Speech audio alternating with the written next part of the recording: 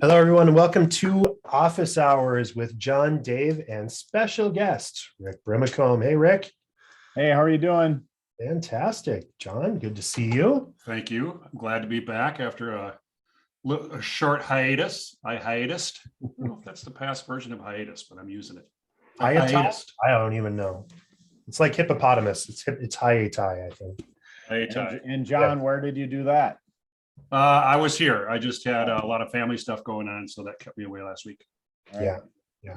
So we're all set and we're ready to start. And so I want to just tease a little bit from John's intro that he sent out to the Voyager U community, and just introduce Rick and let you go in. For folks that are joining as attendees, make sure that you're asking questions as we go through. And then remember that after about 15-20 minutes, we're going to open it up to open conversation. So as a fractional professional, you're either closer to growth than you may ever been. And as a member of the leadership team with your clients, you get a front row seat. Not only that, you're probably handed an oar to help folks row towards the future. Sometimes you even have to take the wheel.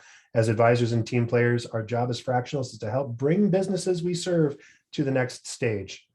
And Rick Brimacomb is our guest star for today. And so, Rick, share with us what you want everyone to know in the fractional community about ops, finance, IT, tech, and everything that you want this audience to know about what they should do when they're looking to scale and grow.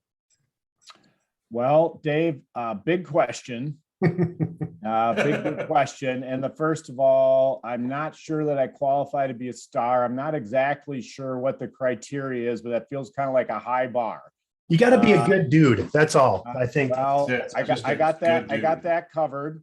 Perfect. And I'm just Rick from Southwest Minneapolis.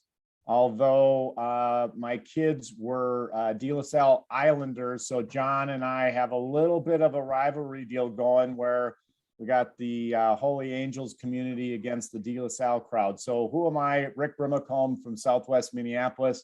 Does that qualify me to be a star? It puts you right where you need to be. All right, but I'm where I'm supposed to be today. And I think first and foremost, and I better say it this way or John's going to hit me upside the head, I am a growth architect. And like you, Dave, and like you, John, I do that in essence on a fractional basis, although I carve it up a little bit different than that, but that's kind of what I do. I work with companies kind of in three different ways. Number one, through the Club E community. And so like Voyager U, we're building a community to support people trying to grow their businesses with a focus on kind of lower middle market down to emerging growth companies. And certainly there are startups too, but I would say emerging growth to lower middle market is a sweet spot. And then through Brimacomb and Associates, I advise companies and go on their boards.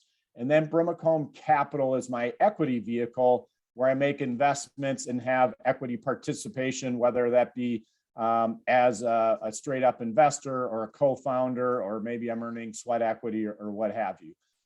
As far as the growth story, that's a real deep one. And maybe there's a couple of specific things either you or John would We'll get to it. Dive into those, but Totally. We're going to cannonball into it. All things growth can be thrown at the growth architect. So I am here to architect your growth and to make your presentation today a fabulous one.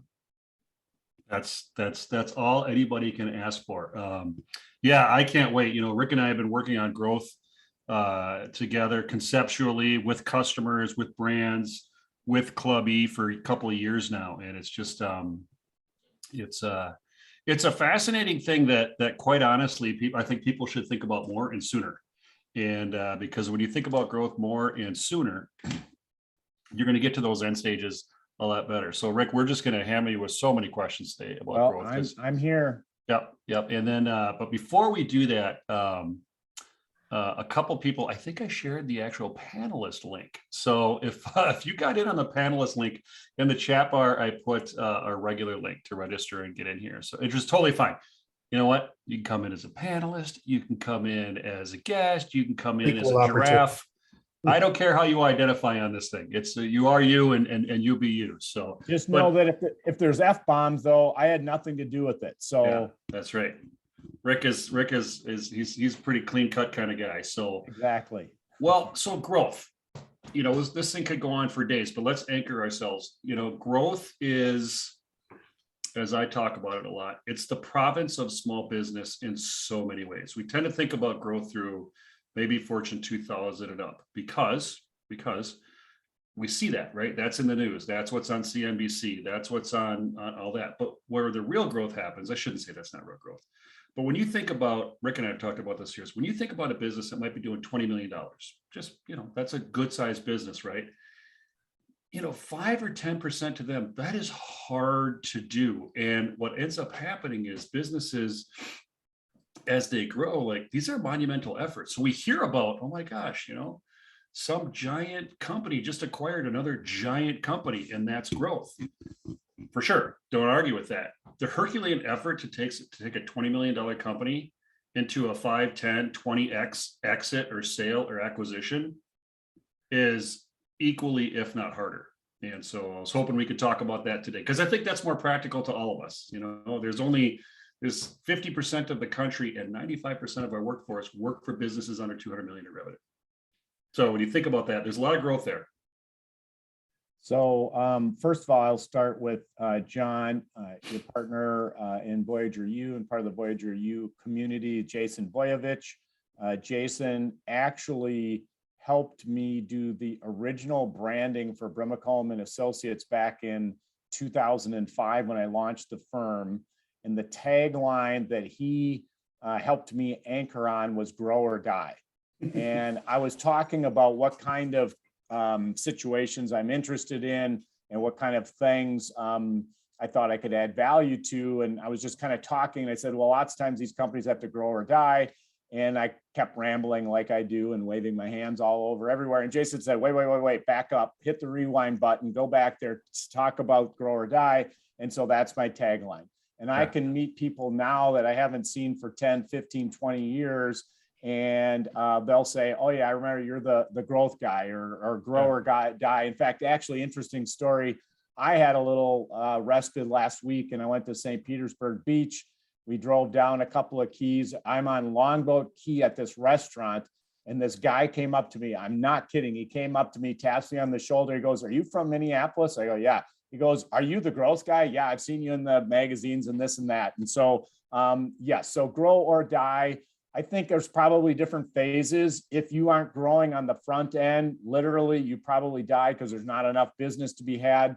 Then later in life, you need to grow because you need to add more people. And there's a component of just kind of cobbling things together. And then from there, maybe you want to attract other partners or other investors or something like that. And then from there, a lot of companies might get stuck in doing things. Hey, we've always done it this way and we don't want to change. They get locked into a certain way of thinking. And so, yes, you can always make continual improvements, but true growth might happen when you think outside the box or you launch a new product or you do some kind of internal skunkworks efforts to change things up. And so growth has a lot of different layers and they happen over time.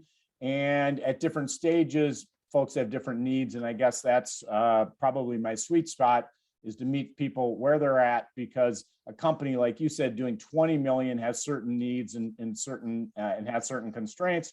And then other folks that whether they're a startup or an emerging growth company, or they're doing 5 or 10 million, everybody is on a journey with certain constraints and assets. And I try to meet them where they are and come up with a game plan for moving them forward from there.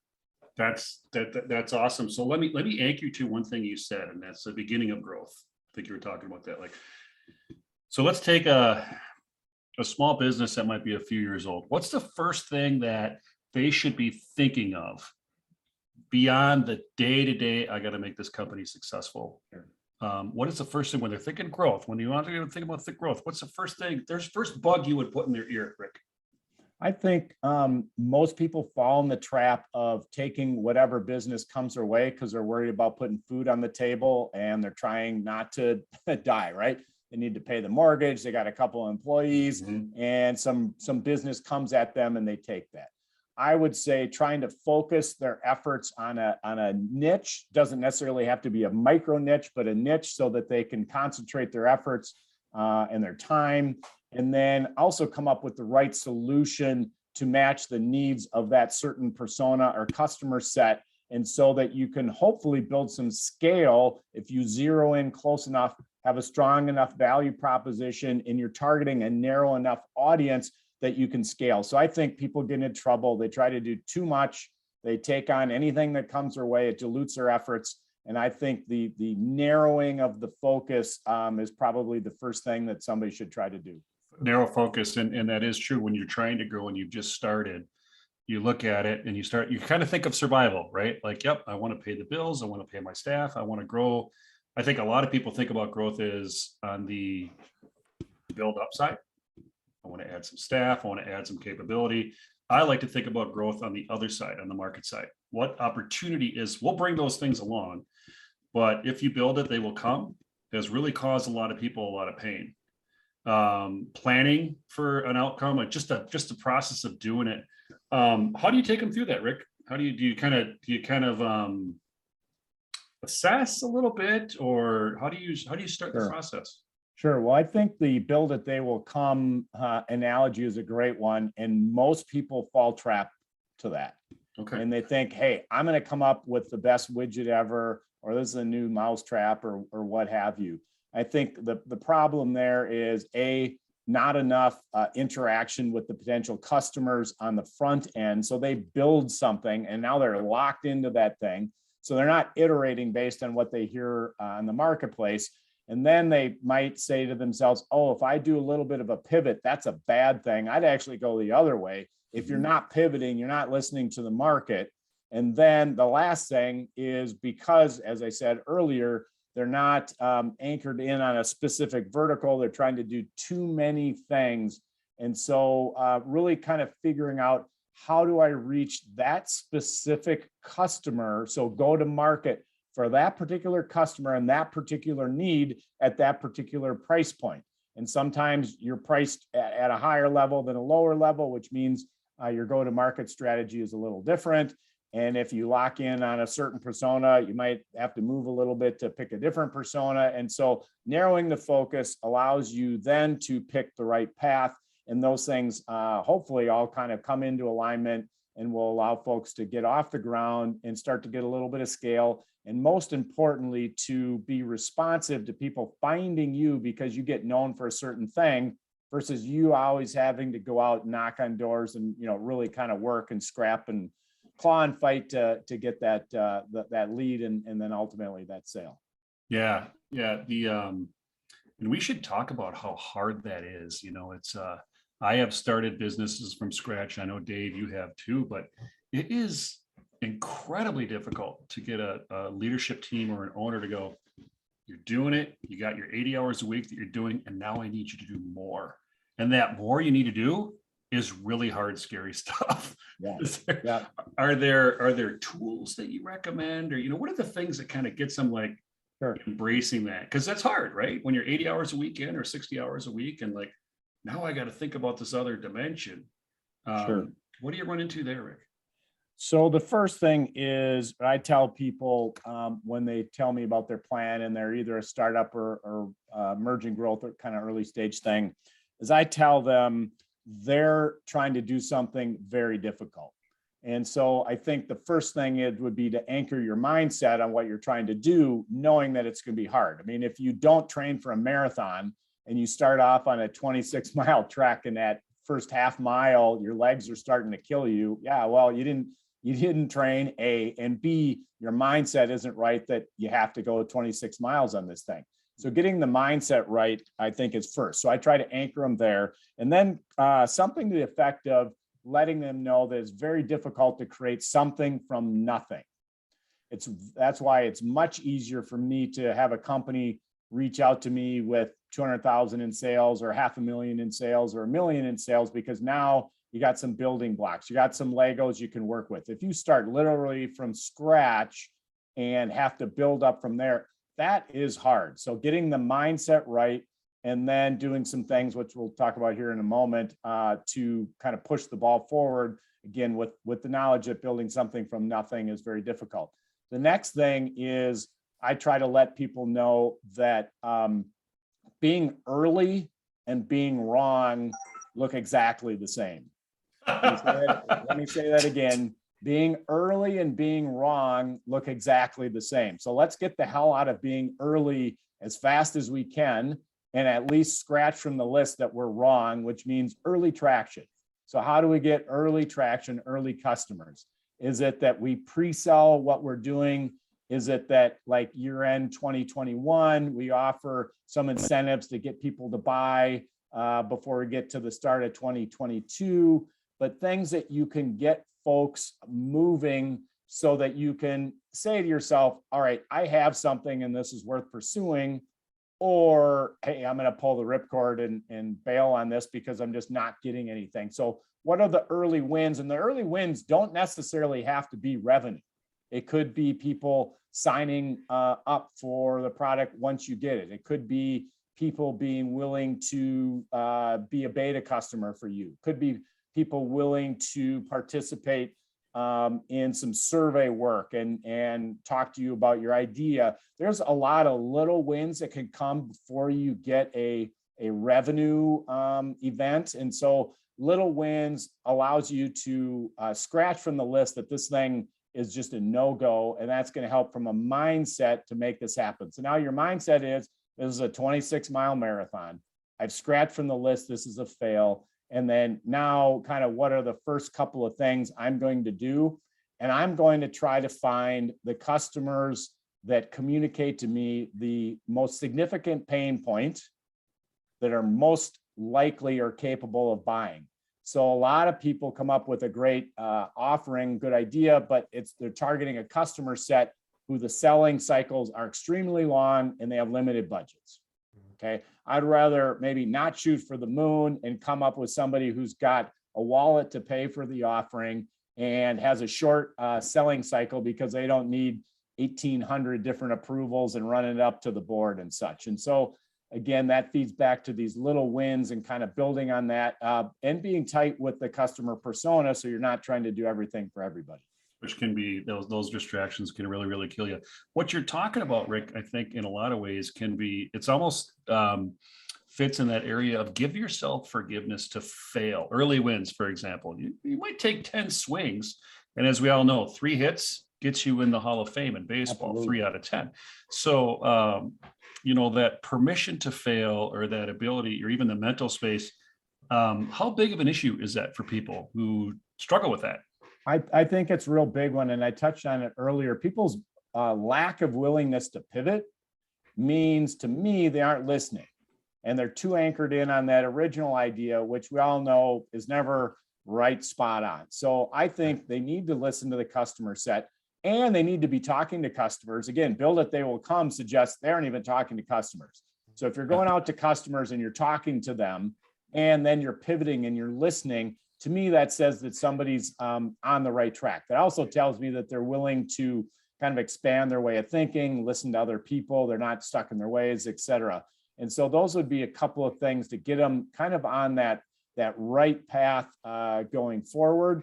And then again, assess probabilities. Somebody who's got a very long life cycle, you know, it's the elephant, we're going elephant hunting. Yeah, but if the life cycle or the selling cycle is very long and the budget is going to be tight and they're going to have to get board approval and this and that, we might spend our whole first year chasing down and trying to bring down that elephant. Meanwhile, we're starving and we get to the end of the year, they say, no, we got nothing else going on. So I'd assign probabilities and timelines to everything and to try to make some educated assessments or guesses as to what are the right things.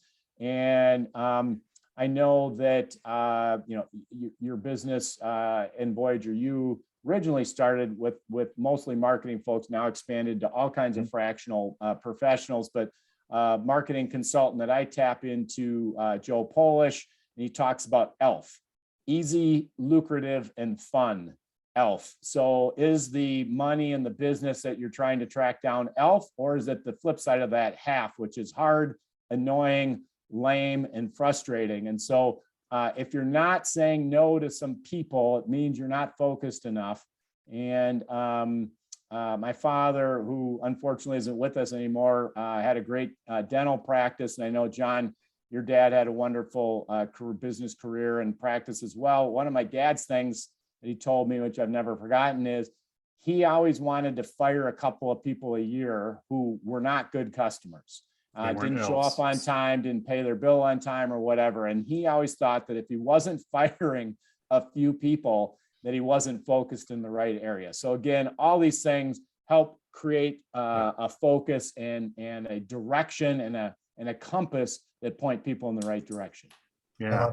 And Rick, we've got a couple of questions that have come in over our chat so far. So something Tom just asked, how would you prevent growing too fast, such as Indian Motorcycle did in the early 2000s, or like I'm also thinking Krispy Kreme when it came in, it spiked and cratered. Sure. Well, let's see if I can get this right. There's an old saying that revenue is for vanity, profit is for sanity, but cash is king.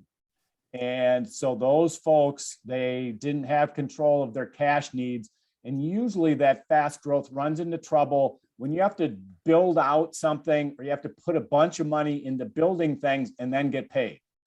As opposed to the opposite, where people pay ahead and they buy a one-year subscription, like in a SaaS model, and you get all that cash on the front end. Also, we'll never forget one of the senior bankers at Piper Jaffray when I worked there a million moons ago. And he said kind of the same thing, that cash is not only king, but more important than your own mom. So those businesses that fail because they grow too fast did not have a handle on their cash, and they didn't really fully understand their business model. And truthfully, they probably weren't getting enough good fractional CFO help to do their financial modeling because they dropped the ball on the financing side. So I'd love to have the problem of too many customers and too much demand, and then try to figure out how to serve that, as opposed to the opposite of not having that. So frankly, there's, and I don't know those individual cases, don't ride a motorcycle, but I do know Krispy Kremes are good. That just was growing too fast, not having controls, and not understanding the cash needs of this system that they were building. Excellent. And Molly actually brought up Peloton's having that problem right now. It seems too. They're having a heck of a time because they had this huge spike, and now I think it's starting to peter, and they finally got their operations in line, but now what they're trying to go, they're skating to where the puck is, to keep a Minnesota metaphor, right? And it turned out that they just don't have the cash anymore, right? You know who else is having problems right now? I heard this the other day from my son, who's likes to study the markets, is Netflix. We think they've capped out. They can't bring any. There's like their churn rate and their new customer acquisition rate are they're almost equal. So now, of course, I look at that and say, well, find another revenue stream, find some other way to make people happy. But it's interesting. You think these people are they have a moat, right? And maybe Netflix does, because their GDP is bigger than probably Spain, but still, there kind of is no such thing as a moat, is there? Right. Well, I yes and no, but I think more important than that issue would be they're thinking that good times are going to go on forever. And not everybody's going to buy a Peloton. Okay? You're never going to get 100% market penetration. So probably one of the mistakes they went there is like, we can keep selling these things, where they should have asked themselves, all right, where are we going to max out on our market penetration? And what are we going to sell to these people after the fact to keep this business? And so they're, I don't want to minimize what they've done, and don't want to come down too hard on them, but they should have been asking themselves, hey, when this slows because we've sold as many of we're going to sell, what's kind of the next dance? And I would say that's probably with Netflix would be the market penetration that they probably have is pretty darn high. And then I don't know all the details, and certainly don't want to rat out anybody that I know of, but Netflix also, I think, runs in the problem of multiple people using a certain login.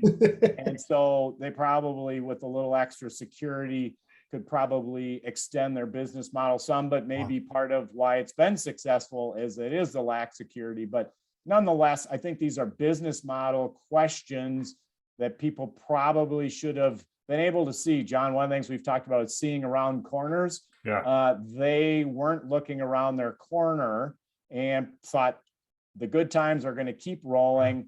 And then in terms of the moat, if you're doing something completely unique and it's patented and it's life-saving and stuff like that, yeah, you probably have a pretty good moat. But in the world we're in, think of all the great companies that have been started that have just destroyed the folks that are entrenched that were perceived. Oh my God. Yeah. Totally.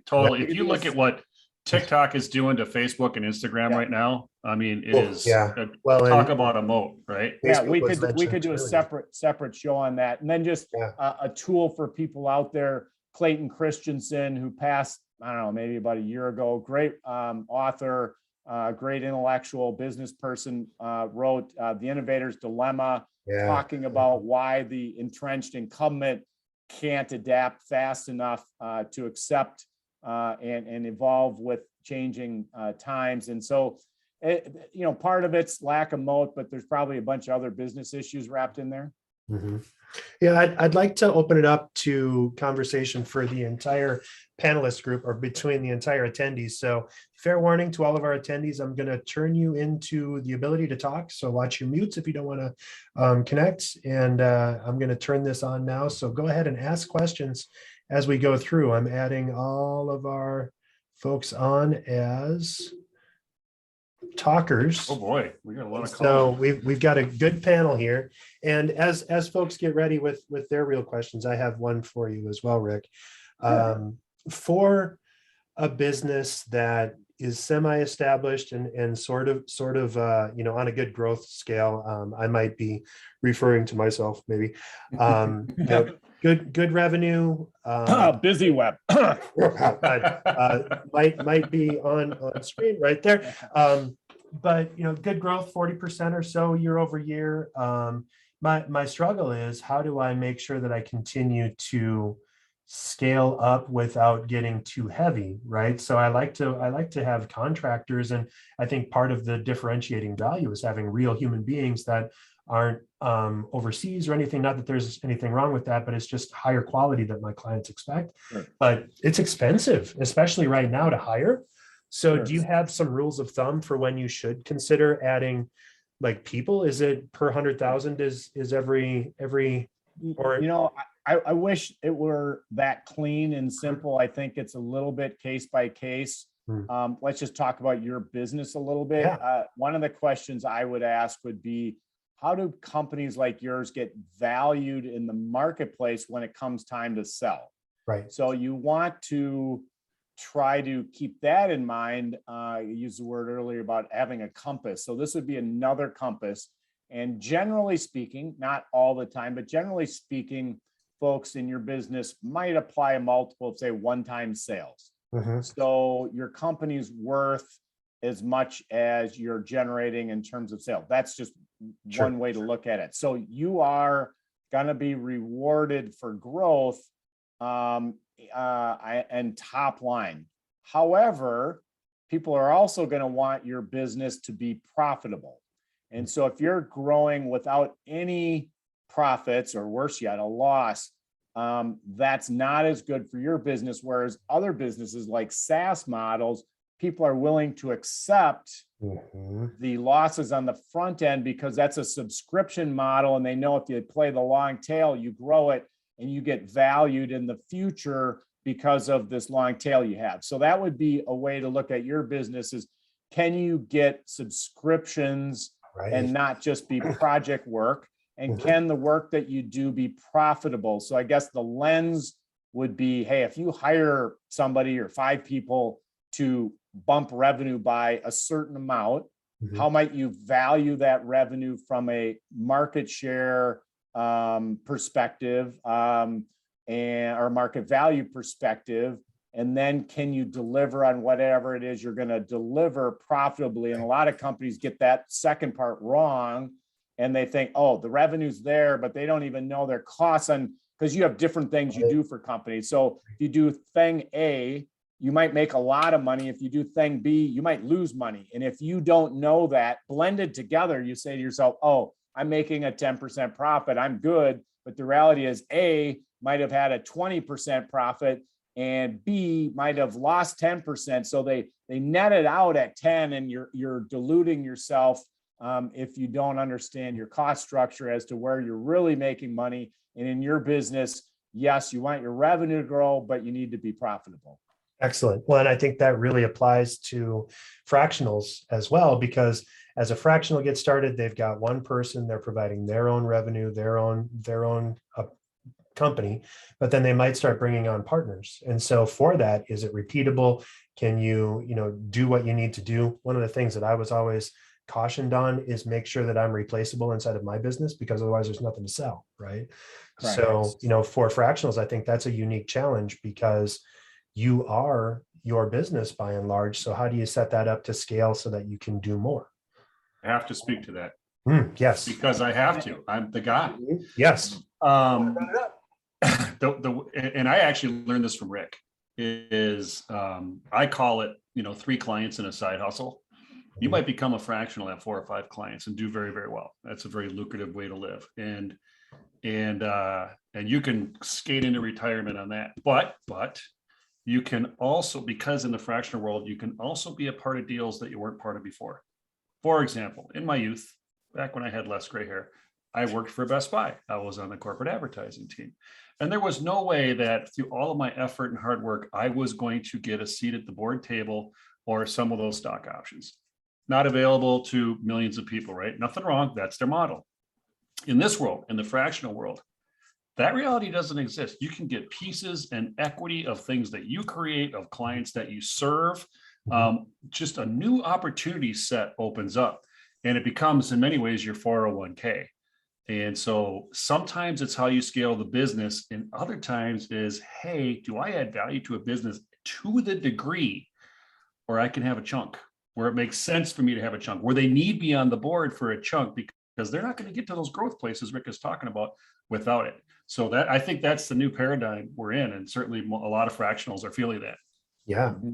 And then I would also add, to the extent that you could get monthly retainers versus project work, that makes life a little better. And to try to focus on projects. Again, this is the focus that I talked about earlier. Focus on projects that you can be of value over the long haul, as opposed to just do something, oh, hey, I'm going to stamp this out in a month and then I'm done with that. So yes, there's a subscription component, but there's also, what can I do with this client over the long haul? Can I continue to add value that they're going to want me around, not just to take up space, but because I'm literally creating shareholder value for them, which also goes back to what I said to you, Dave, is if you understand what the economic model of creating shareholder value for your client is, you then can steer them towards the things that will benefit them from a business model standpoint. And then you're not just delivering your service, but you're actually increasing their payday at the end of the day. And as John mentioned, you might even get a piece of the pie yourself. So ultimately it might be your payday. Write that into if you're fractional, write that into your business plan. If not for this year, write it for next year. You should be thinking, clients need you for that, to be honest with you. They're like, I can't get there without a Rick. I can't get out there with a fractional, whatever. And you will find a lot of acceptance to that. And I think that goes to another question I was going to ask you, Rick, and that is the market opportunity. You know, how many deals happen at the Fortune 5 level? It's a lot of numbers, right? But as far as deal volume, it's not as much as it can happen just by virtue. There's 30 million small businesses. You know, there's just the math is more deals.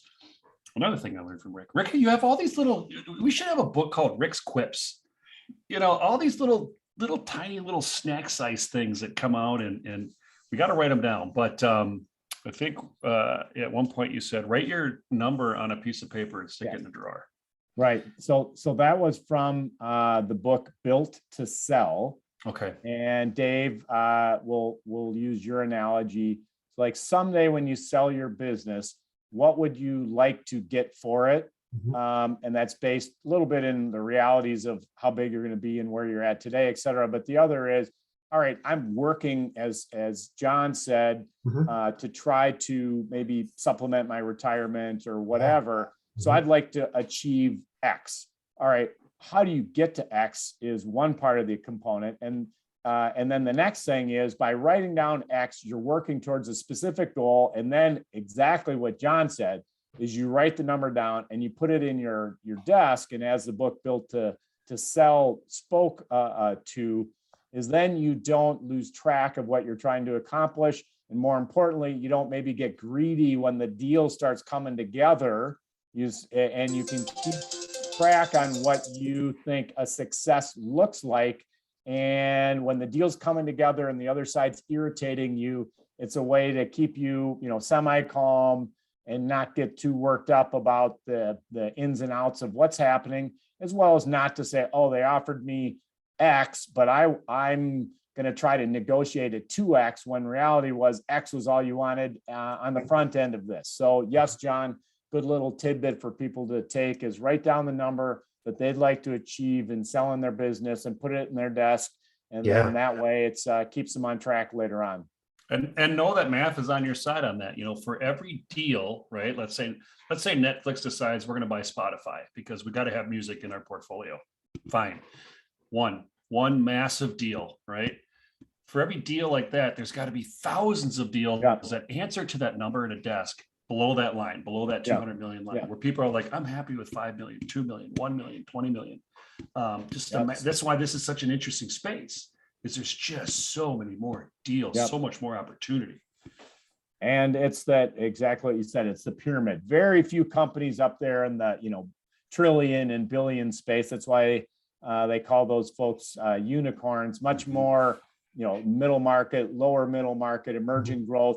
But for these businesses where you're getting measured, whether it's revenue or multiples of EBITDA, that you can create, build, grow, and sell for 1 to 5 to 10 to 20 million, just as you said, John. I mean, that's a nice payday. So it doesn't have to be a $1 billion exit to be a victory. And as long as you know your number, what you're working for, you can get 100% satisfaction with building and selling your business.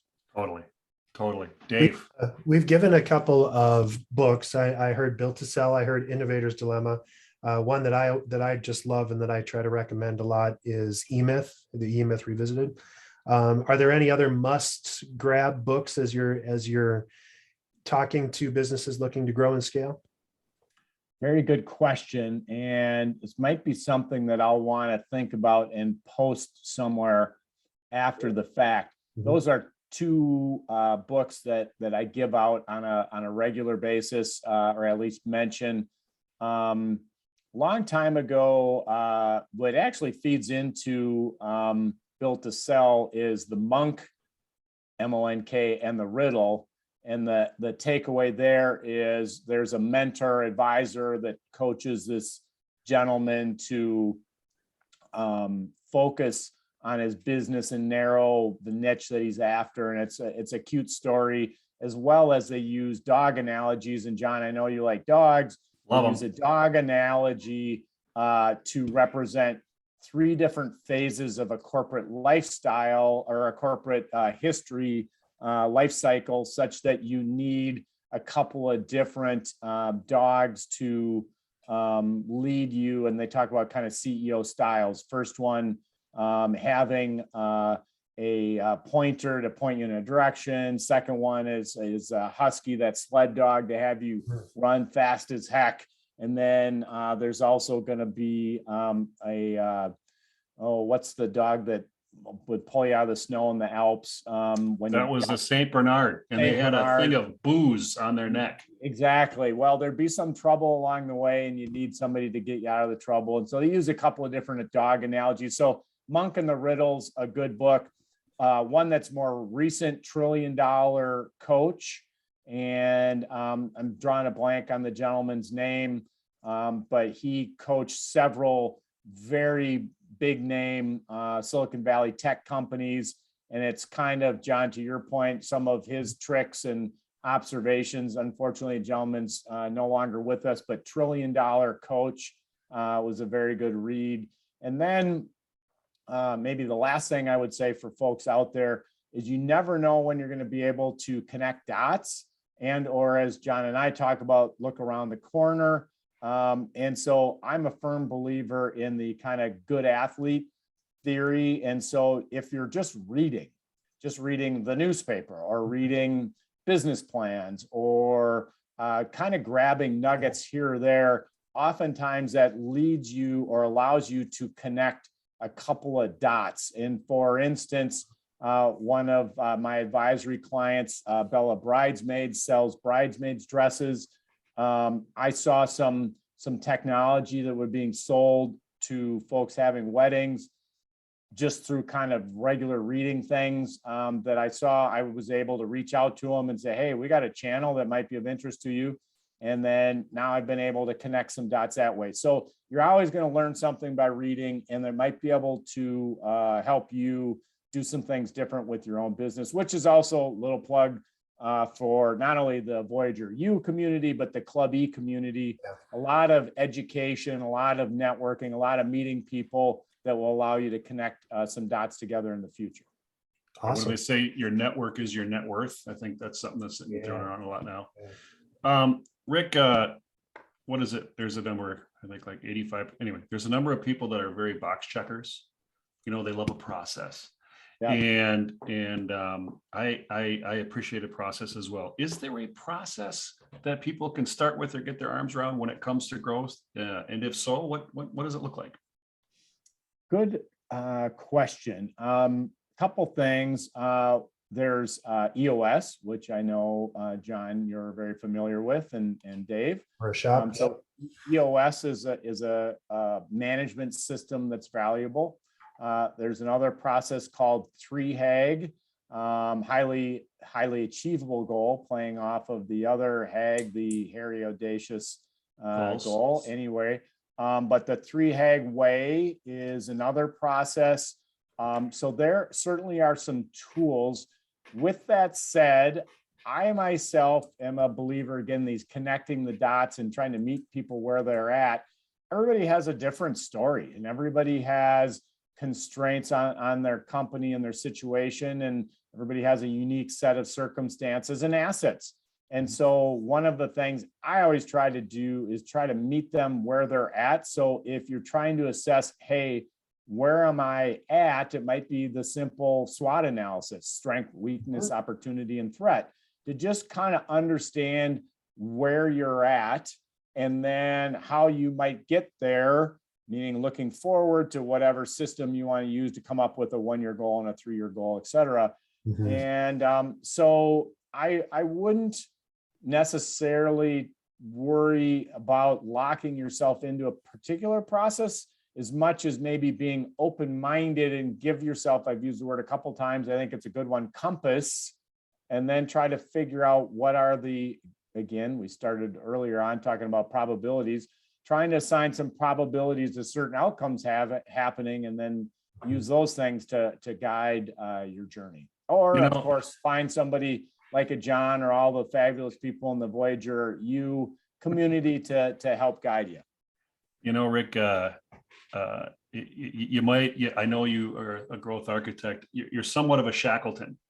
If anybody's a fan of Shackleton, you know, all of this sounds, you know, compass and all that, but when you think about it, is a good journey is growth. I think if business is a journey, and the worst thing you can do if you're sailing somewhere is to not mind the sails. Boy, go swab the deck, just tunnel vision, just grind at that. But if you're not checking the winds and getting your head above it, and what you're talking about, networking, reading, getting outside, and someone has to do that. Yeah. It's very much analogous to sailing and taking a ship from point A to point B. Mm-hmm. At least for me, that's how I'm deciphering it today. That it seems like it. I think growth, and maybe the reason is growth is you kind of think about numbers, right? What's the math? What's our multiplier going to be? What's the revenue going to be? Math. And I can see where you'd spend a lot of time on that, but also what's the wins? Where are the wins at? Sure. You know, what's our heading? Does our heading need to change a little bit? Art and science. That's a fascinating career you've chosen, Rick. Well, it is interesting, and I think maybe Dave, tying this back in John's comments back into Dave's questions about books, focusing on what you can control. Classic 12-step thing is, focus on what you can control and let go of the rest. I do see people worrying too much about the things that there isn't really a whole lot that they can do to control it. So I'd encourage people to let go of that stuff, figure out what you can control and focus on that. And then the other book that I think gets to this, whether we're talking about a compass or kind of using some sort of story or guideline to build the business. The book is Hero Brand, and it talks about your customer being the hero, and then what can you do to steer them towards success so that they get to be the hero and overcome the evilness that's out there, whether that evilness is other competitors or dynamics in the marketplace that they can't control, but they have to deal with. And so, John, you're totally right. Art and science, there's some numbers that you can lock into, but there's also a soft side to this that you have to have a little bit of a willingness to go on a gut instinct, in the sense of, hey, I've gathered all these data points in the market and I'm willing to listen, and I'm willing to do, as we said earlier, a little bit of a pivot, a little bit of tweak to the model. So I'm going to give everybody a movie you have to watch. Master and Commander. Oh yeah. That's that. So Rick has all those are great books. Watch that movie and grow through that context, and you'll get there. Dave, I interrupted you. Sorry. No, we're good. And I think I know that there may be a few folks that are just feeling a little bashful and don't want to ask questions over the recording. And so do you have any closing thoughts for the recorded portion, Rick, that you'd like to share with us? Well, I guess one of the things that we talk about on Club E are lessons that people have learned that they wish they would have learned sooner.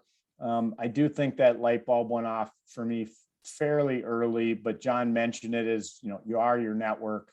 Voyager U is a fabulous community of wonderful people, whether it's you interacting with that community on a one-on-one basis to make contacts, or whether that's you working on a project that maybe you need some other expertise and you bring somebody else in and you find them through the Voyager U community.